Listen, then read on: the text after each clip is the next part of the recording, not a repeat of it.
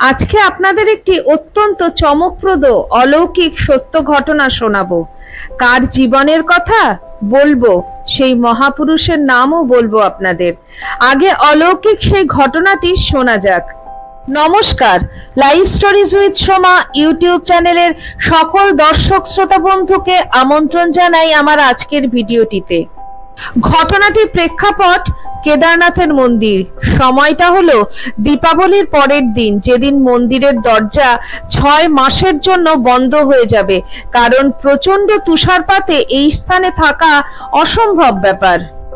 পূজারীজি বললেন, কেদারনাথ মন্দিরের দরজা একবার বন্ধ হয়ে গেলে কোনোভাবেই 6 মাসের আগে তা খুলবে না। আবার 6 মাস অপেক্ষা করা ছাড়া কোনো উপায়ই নেই।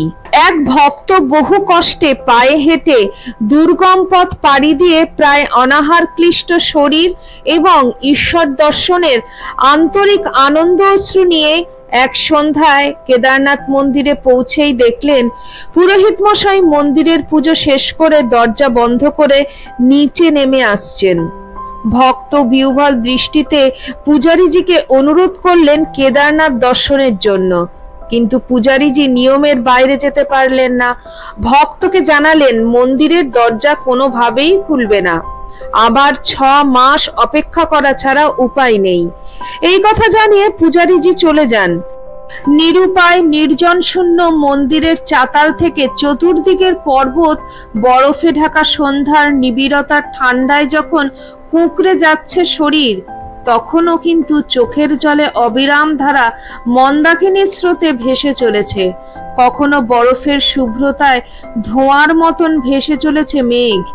10 দিক নিস্তব্ধতার মাঝে শুভ্র কেদারনাথ মন্দির ধ্যানস্থ যখন, হ্যাঁ ঠিক সেই সময়, তখনই সুন্দর থেকে অতীব সুন্দর গেরুয়া পরিহিত এক সাধু ভক্তের সামনে এসে প্রশ্ন করলেন, এই বেটা, তুই কাঁদছিস কেন? ভক্ত জানালেন তার মনোবাঞ্ছা, কিন্তু সাথে সাথে এও জানালেন যে তার মতন অধম পাপী মহাদেবের মন্দিরে এসেও ভগবানের দর্শন পেলেন না। এক নাগারে কেঁদে চলা ভক্তকে সান্ত্বনা দিয়ে সেই সাধু পুরুষ বললেন, চিন্তার কিছু নেই, আগামীকাল সকালেই মন্দির খুলবে, দর্শন হয়ে যাবে। আয়, আমরা আজকের রাতটা পাশা খেলে কাটিয়ে দিই। সাধু আর ভক্ত দুজনে সারা রাত জেগে পাশা খেলে ভোরের দিকে ভক্তটি সামান্য সময়ের জন্য চোখ বন্ধ করে ফেললেন। চোখ খুলে দেখেন সাধু নেই। বহু খোঁজ করে ক্লান্ত ভক্ত সেই সাধু পুরুষের খোঁজ পেলেন না। আবার মন্দিরের সামনেই ফিরে এলেন। মন্দিরের সামনে দাঁড়াতেই দেখলেন সেই পূজারী মন্দির খুলছেন। ভক্ত পূজারীকে বললেন, আপনি যে গতকাল সন্ধ্যায় বললেন 6 মাস পরে মন্দির খুলবে, তবে আজকে কেন খুলছেন? পূজারী অবাক নিষ্পলক বিস্ময় নিয়ে ভক্তকে বললেন যে তিনি 6 মাস পরেই মন্দির খুলছেন। ভক্তটি পূজারীজিকে সবিস্তারে জানালেন সন্ধ্যায় সাধুর আগমন, পাশা খেলা, চোখ লেগে যাওয়া এবং সাধুকে খুঁজে না পাওয়ার মতন ঘটনাগুলি।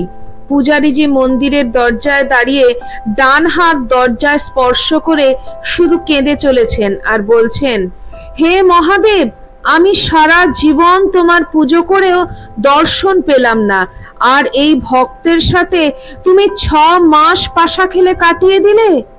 পূজারী আর ভক্তের ব্যাকুল ক্রন্দন ভক্তি বন্যায় আজও বোধহয় ঈশ্বরের উদ্দেশ্যে পর্বত থেকে তুষার শৃঙ্গ প্রতিধ্বনি হয়ে চলেছে। যারা যান তারা আজও সেই ভক্তি ব্যাকুল ঈশ্বর দর্শনের ক্রন্দন হয়তো শুনতে পান। এটা উল্লেখ করা প্রয়োজন যে ভক্তটি আর কেউ নন, শ্রী শ্রী ঠাকুর রামকৃষ্ণ পরমহংসদেবের অন্যতম ত্যাগী সন্তান স্বামী শুভদানন্দজি মহারাজ বা খোকা মহারাজ। স্বামী শুভদানন্দজি মহারাজের জীবনের একটি ঘটনা আজকে আপনাদেরকে বললাম, এবং এটি আমি পাঠ করলাম স্বামী শুভদানন্দের স্মৃতিকথা গ্রন্থ থেকে। এই গ্রন্থের সংকলক এবং সম্পাদক স্বামী চেতনানন্দজি মহারাজ। আমার আজকের ভিডিওটি এই পর্যন্ত। আপনাদের কেমন লাগলো অবশ্যই কমেন্ট সেকশনে কমেন্ট করে জানাবেন। চ্যানেলের নতুন বন্ধুদের কাছে আমার একান্ত অনুরোধ, চ্যানেলটি সাবস্ক্রাইব করে আমার পাশে থাকবেন। সবাই ভালো থাকবেন, সুস্থ থাকবেন। আবার খুব শিগগিরই দেখা হচ্ছে আপনাদের সঙ্গে কোনো একটি নতুন ভিডিওতে। জয় ঠাকুর, জয় মা, জয় স্বামীজি।